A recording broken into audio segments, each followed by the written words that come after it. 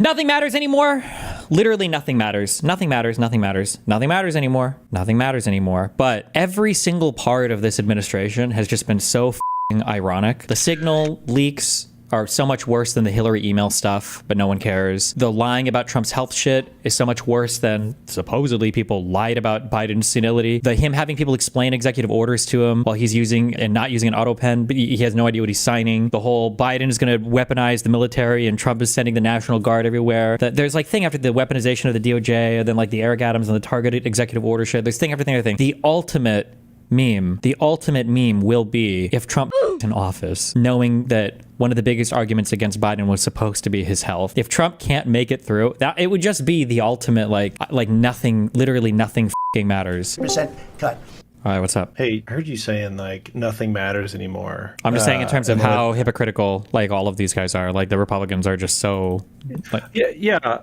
No, I hear you on that, and I want to get your perspective on this. Whenever I see people saying nothing matters and things like that, it reminds me of whenever men's rights associations were like really big on the internet, and they're like, men have problems, no one cares. mm-hmm. And there was a discussion where there was like, oh, why are there so many women's shelters, but there's no men's shelters, right, for homeless women? And if you looked into it, it was because women gave a shit. Oh, sorry. Well, no, because women gave a shit about homeless women and set up shelters for homeless women. But men didn't really give a shit about homeless men and set up shelters for homeless men. Like, there's nothing stopping anybody from opening a shelter for homeless men. It's just that men don't give a shit about homeless men, so they didn't open them. And then whenever I look at, like, all the stuff that the Democrats were was really bad, and, like, oh, Hillary's emails and these things, like, I wasn't following politics a whole lot back then, but, like, how much in your mind did Democrats care about Hillary's emails? Like, were top Democrat figures, Democrat news Well, I mean, people, eventually we were had they to care about talking it shit because, about it? no, but the Republicans always, this is what I mean when I say they set the agenda. The Republicans made everybody care about it, right?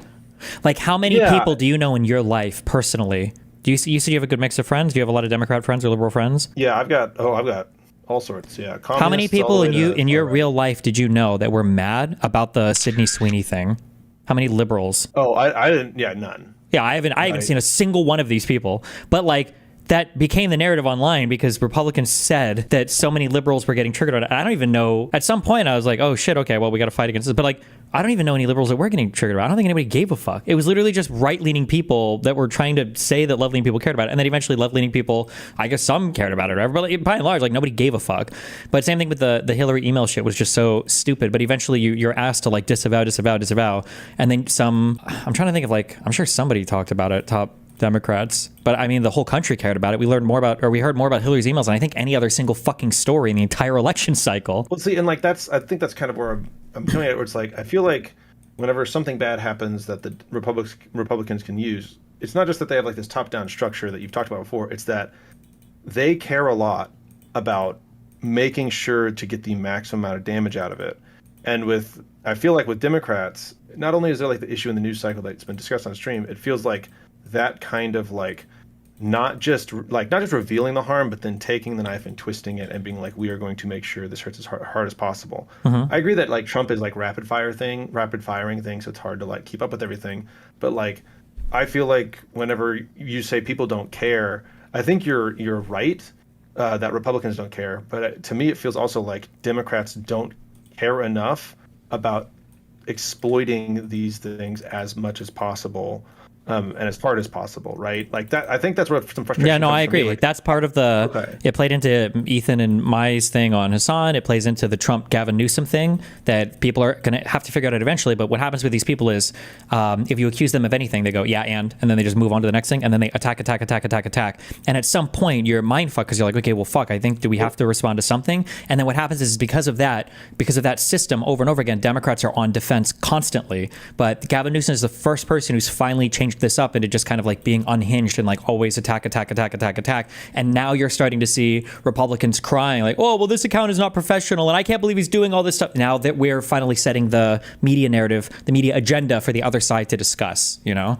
But yeah, Democrats have had a large, because the problem is that it's that stupid Sartre whatever quote where he's like, only you are obliged to play reasonably, but you're the anti-Semite doesn't care about that, and he knows that. Like, the Republicans know they have no values. They know they don't give a fuck. They know they're hypocrites, but that's why they're always attacking constantly, and it's just so effective for them. Yeah. Sure. I mean, I think, but also like whenever I'm around like Fox News people, like people that watch Fox News and stuff, is like, to me, it feels like they are watching a narrative that just like is winding them up. And I feel like there's this kind of like building to the attack on the Democrats where like, I feel like the Sydney Sweeney thing, I saw Republicans getting mad at it for like a day or two, maybe more, before I really saw them then try and bring it to the liberals, right? It's kind of this thing where like I feel like there's this kind of like proving ground of just. Well, what are they even getting mad about though? Right? There's nobody to get mad at. No one gave a fuck. They're. I'm just saying like the Republicans are winding their base up a lot about these things, and then coming to the Democrats, and they've got these people that are so angry and so loud already that then the Democrats are like, oh fuck, these people are like, that's like kind of where the response comes from. And so whenever I see Democrats where they're just like, I don't really see that same kind of energy where they're like, we need to get the base wound up about this. It's like I'm seeing a guy in a suit on a screen try to like hold a politician accountable for something. Well, yeah, because I think that's I think it's a very different energy. Well, the reason why I think is because of what I said earlier is because Democrats are always on defense. They're always having to answer for, well, why are we triggered about Sydney Sweeney? Why are we trying to get the Cracker Barrel thing changed? Why are we trying to do, ABCDEFG? Why are we trying to do this? Whatever the Republicans are saying the Democrats are doing, that's the issue. And so if you're constantly on defense all the time, you don't even have time to get your people wound up. You're constantly playing defense, trying to fight off every single accusation from the right and from the far left. Sure, but then like whenever I'm looking at like things that like should make people angry, it's kind of this thing like where guys just don't care about homeless men. That's why there's no homeless shelters. It's like, do Democrat voters care enough to get wound up about this? Like I just don't know if like to me it feels like you can bring this stuff to the Democratic base, but people just don't get wound up as much, as intensely as the people on the right. I think they could. I think it's literally just. I think it's what I said before. I think they can get wound up on it. You just have to pick a thing, and you have to be aggressively and offensively pointed at it. Republicans can get people wound up about literally fucking anything they want. They just have to start spamming the media about it. But we don't have time to get people wound up about anything because we're constantly in receiving and responding mode. Like, oh God, what are the Republicans accusing us now? We have to go and fight on that ground. And as long as they're setting the agenda, of course, there's no way to get mad about any particular thing or to fix any particular thing. And then also, like, if that media environment is played out to some extent, like over time, like that's going to leave some long-term psychological damage and scarring too, right? Where, people do think, oh, both parties must be the same, and the Democrats really did fuck all this stuff up, and Russiagate was horrible, and the COVID lockdowns were horrible, and the freedom of speech was horrible, and like because they believe it after time, Yeah. No. Yeah. Okay. That's fair. It really reminds me a lot of kind of this guy. I don't know if you've heard of him in your chat, called Ren Lux, where he just does this fucked up shit. And I don't know if you've heard about it, but it's just so, no, I don't know about any of that drama. I just actually ran into it. But whenever I'm looking at then people that whenever they're engaging with it and they like, that thing where like people they enjoy their anger, they like revel in their anger and things like that, where I don't know if I see that in the Democrats either, right? Like even with this Gavin Newsom thing, it is like truly an ironic action. I feel like where like I think people are only enjoying the anger and the like kind of the fighting against the Republicans such that like it is a cathartic kind of feeling of like finally punching back. But I worry that the steam is going to come out of it because I don't know if that kind of anger can be maintained on the left. Maybe, on the Democrat side. But one of the really important things to keep in mind is really hard to see opportunity cost. So, for instance, if you do a particular thing, then maybe it seems, so for instance, like playing basketball, after school probably keeps kids from selling drugs. Not because basketball has some magical warding power away from doing drugs or selling drugs or buying drugs, because if you're doing one thing, you're not doing another thing, right? Devil's, what is it? Idle hands are the devil's plaything. If Republicans are getting triggered about Gavin Newsom and his tweets, right, every microsecond that they spend talking about that is another second away from them blaming some trans person or some illegal immigrant for some murder, or talking about another Russiagate hoax, or doing some other thing. So even when this stuff kind of seems inconsequential, I think this is why Republicans have dominated the media environment for so much of the last decade, is even when this shit seems inconsequential, like what dominated the news cycles for the past fucking decade? It was the fucking apparently only one person in all of human history has died to an illegal immigrant, Laken Riley. It was the stupid the trans swimmer girl and that Riley Gaines, the 5th place one who turned this into a whole fucking career, the ivermectin hydroxy, like it's always them setting the agenda. Even if you quote unquote win, you're winning on like on your home territory, right? You're not attacking and winning there. You're defending successfully, and you can't win a fight. Even if you have 2 of the biggest shields in the world, unless it's Dark Souls, right? You're not going to win that fight. You have to be able to attack at some point, and yeah, that's why even when Republicans' attacks miss, it's still fine because they're in the attacking mode and you're in the defending mode. So so I think it's good. We'll see what happens. We'll see where it goes. Yeah, more Republicans need to be defending and more Democrats need to be attacking, and I think they're starting to fall in line and follow suit with that. So we'll see. Last thing before I head out. Do you think that, like, whenever I look at kind of like, I think Gavin's really strong because he's like this, he's kind of this lone figure with like a Democratic support, and he's like attacking really strong. And when I look on the right, I feel like for a long time that was kind of what Trump was. When I see people like now, I think everybody that's trying to like, in the past, everybody that's tried to mimic him and use his energy in the same way have all not really succeeded, or at least just kind of feel like a cheap pretender. Do you think we should have like 10 Gavin Newsoms out there, or should we have like one strong Gavin Newsom, rest of the Democrats are like supporting him and like doing the kind of like they're anti-Republican but letting him like lead the charge on that? How do you feel about that kind of strategy?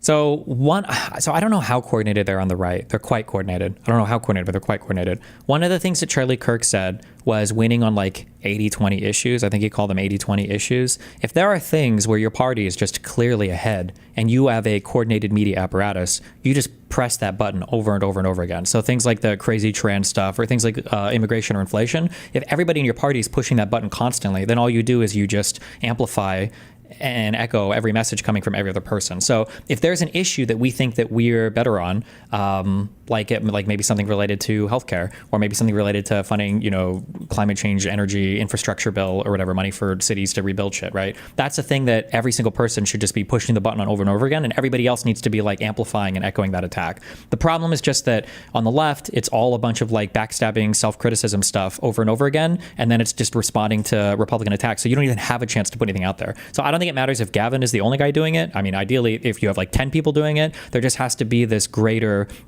resonating force between your top and bottom of your media cycle, rather than the arrhythmic fucking heart that's just spasming all over the place and getting nothing done, right? The Republicans are always lockstep on everything. Again, like even if somebody fucks up, like every single Republican is going to carry water for him. Like look at how quickly all of them basically decided to move on from the Epstein stuff. We all said that, we said there's like a million deal breakers, but everybody's like, oh well, this is the thing. I even remember arguing panels on this 2 weeks ago when people said I was too mean, and they're like, no, the Epstein stuff's going to bury him. It's like, nah, they don't give a fuck because they all moved on from it, and they all agreed to move on from it. That's the important thing.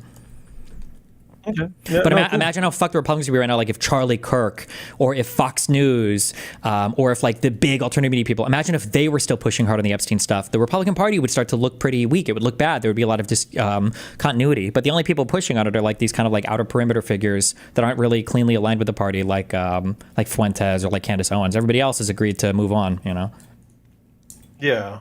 So then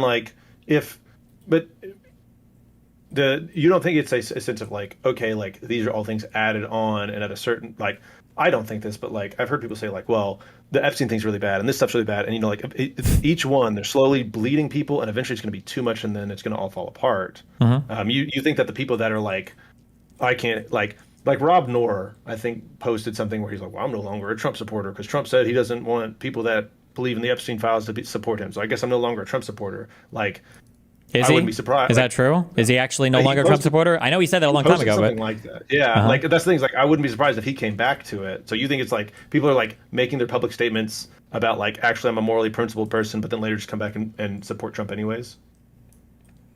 I don't know. We'll see. It's hard to say. Rob is that's like a very online political person, so maybe he might be a little bit atypical. But I mean, I do think that Trump has caused damage to his movement. It's not as much as I'd like to see, obviously, but he has caused damage to it. We'll see, I guess, in a few weeks. Or, I'm sorry, in a few months, I guess, come midterms or whatever, yeah. Keep in mind, too, that Rob has an easy out since Trump can't run again. Rob is still going to vote, down the line Republican, no matter what. He shouldn't run again, I agree. Yeah, he's old as fuck, but we'll see. Oh, God. Yeah, all right, well, I'll stop avoiding putting my time in. Have a good night, man. I love you. Be careful. Bye. Love you too.